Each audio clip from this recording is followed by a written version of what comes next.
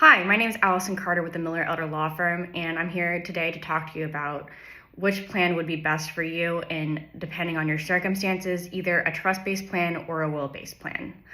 The number one consideration when determining if you need a trust or a will that most people think about is probate. Everybody wants to avoid probate, and most people think that they need a trust in order to do so. However, there's many types of circumstances where a trust is not necessary in order to avoid probate.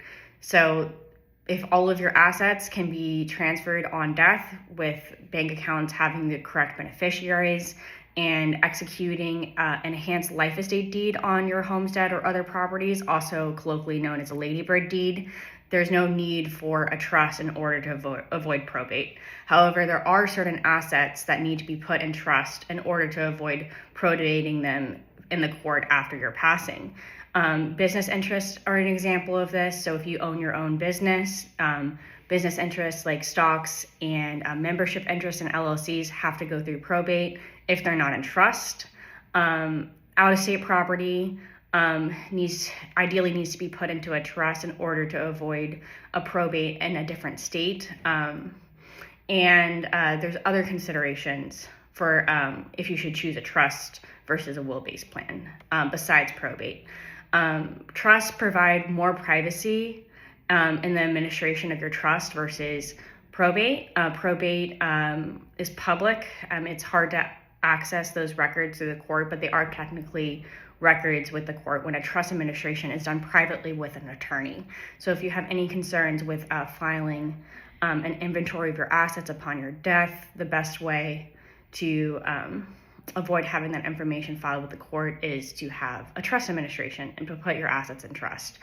Trusts also provide more flexibility for what you would want to have happen to your assets when you die. You can have it set up where assets can be held in trust, a new trust for your descendants, or in a family trust, rather than a will would, in many circumstances, just give your beneficiaries the assets and their inheritance outright.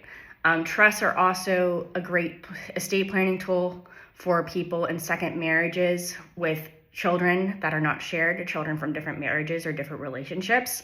You can protect each other's assets in order to ensure that the assets go to either both children equally from previous relationships or just to your children and their assets to their children. And then another consideration for having a trust-based plan is if you have assets that you're worried about managing in case you are incapacitated before you die. So having your small business put into trust allows a trustee to manage your business in your absence. It also can be easier for your helpers and trustees to manage investment accounts if they're in trust, and it may be simpler than a power of attorney.